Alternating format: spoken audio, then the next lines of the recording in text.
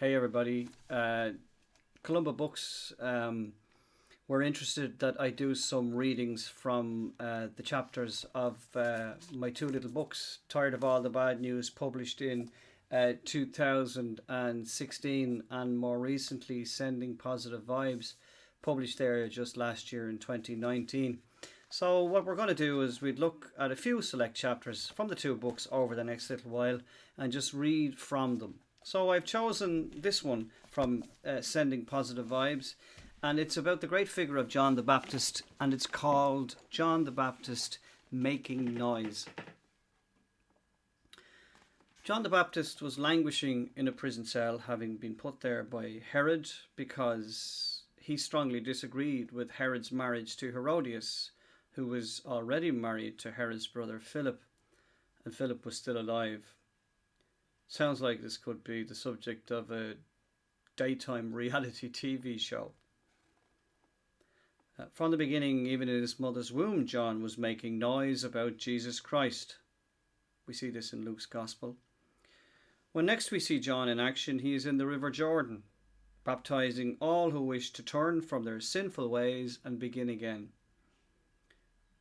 Ultimately, he calls people's attention to the presence of Christ. He says, "Behold the Lamb of God, who takes away the sins of the world," from John's Gospel.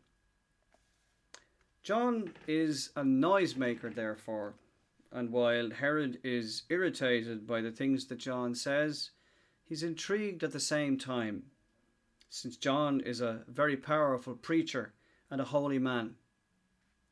Herodias, on the other hand, is not impressed and endeavours to stop the noise and to cut the power. Each of us contends with noise each day, with every sound demanding our attention.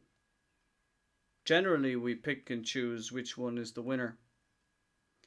Unpleasant feelings can take a lot of our attention, and the worse we feel, the noisier it gets, and our minds and spirit are filled with negativity. So we need to hear a new sound and to turn up the volume of positivity and joy. This way we crowd out the negative, giving it no more room. Now, a powerful way to do this is to do good things and to practice charity and kindness. With time, we only have room for the good and pleasant things in our heads, lives, and spirit.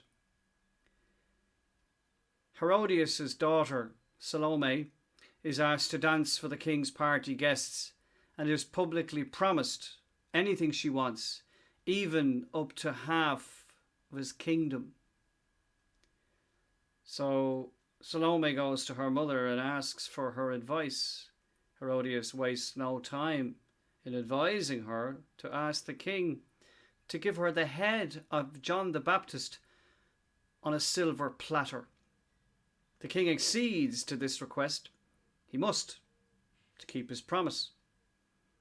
Does this silence John the Baptist? No.